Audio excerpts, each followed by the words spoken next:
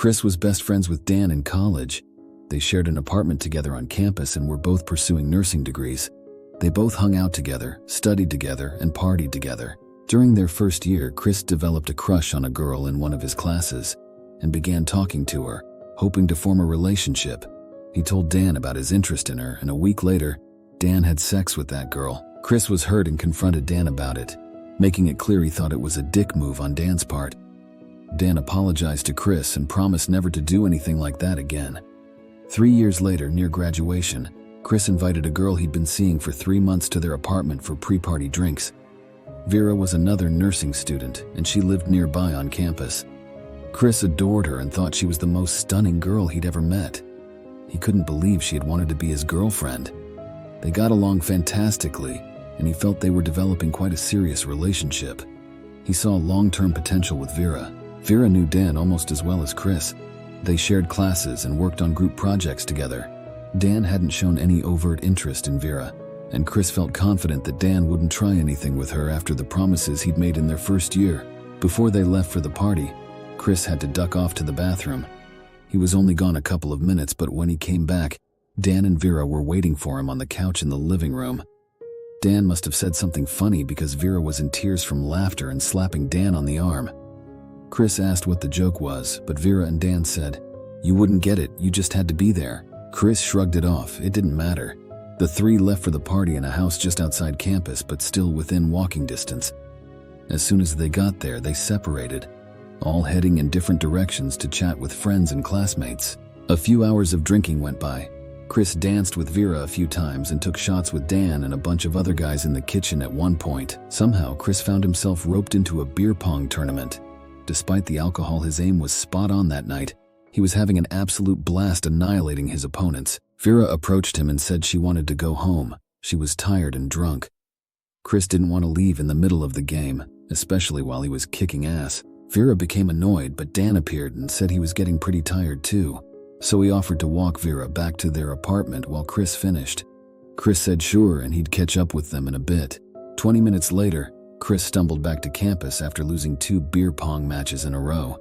He returned to the apartment and went to his room, expecting to find Vera asleep in his bed, but she wasn't there. He assumed she was still annoyed that he didn't come with her when she wanted to leave and decided to return to her own place. Chris heard moans from Dan's room as he kicked off his shoes. He recognized immediately that it was Vera and Dan.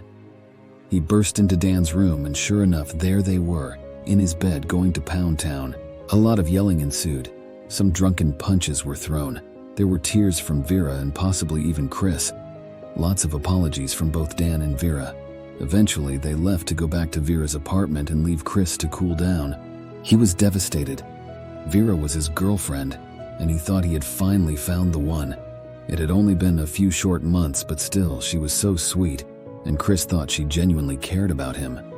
His sadness rapidly transformed into white-hot rage. He wanted to get back at Vera and Dan for betraying and hurting him, so he devised a plan. The next day, Chris apologized for flying off the handle at Dan and blamed it on the booze. He said he was still majorly pissed off at his friend, though, for doing what he did.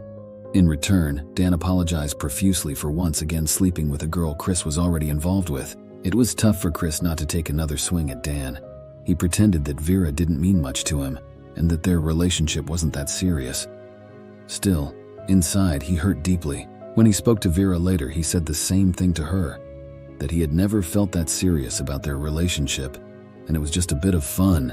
She cried when he said that, and Chris got a small amount of satisfaction from seeing the pain in her eyes. "Boo-hoo, bitch.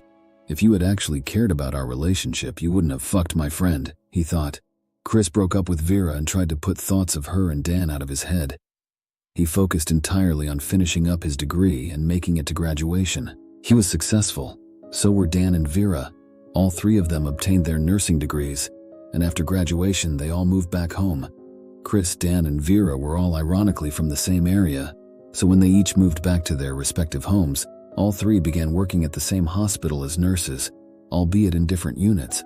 Now this is where Chris's revenge came into play. The hospital had a strict drug policy which forbade any drug use. Chris, Dan, and Vera all smoked, heavily. It's how they all dealt with stress. He knew it was a daily habit of both Dan and Vera, and admittedly himself. When Chris learned they had all gotten jobs at the same place, he stopped smoking cold turkey.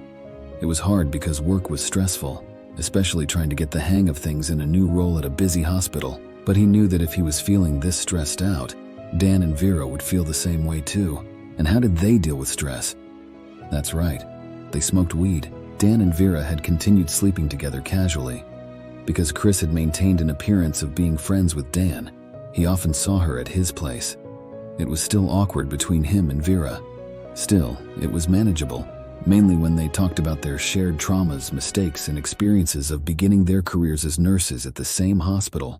When they were together at Dan's, Chris encouraged them to smoke while he would have a drink or pretend to take a hit from the joint they passed around. Sometimes he'd even fake roll one and smoke a regular cigarette while they both smoked marijuana.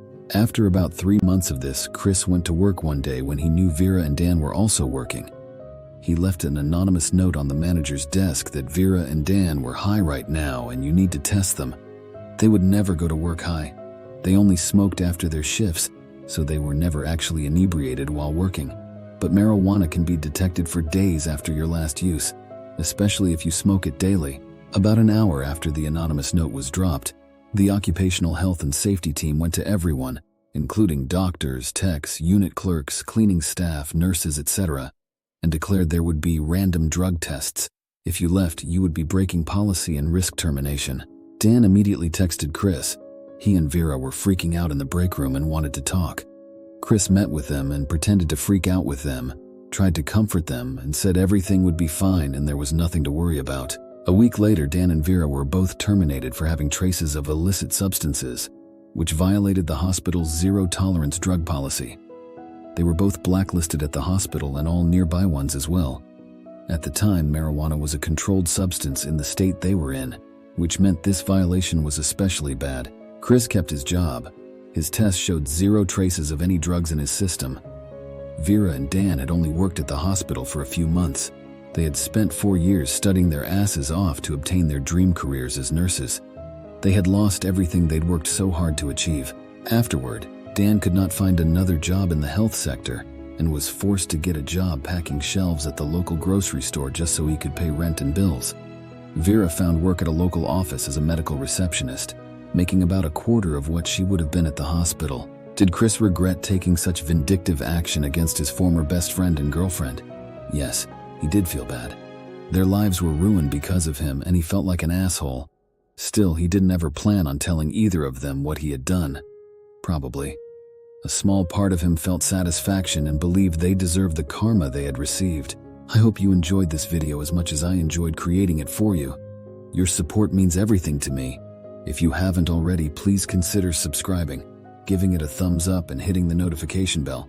Until next time, take care and stay awesome.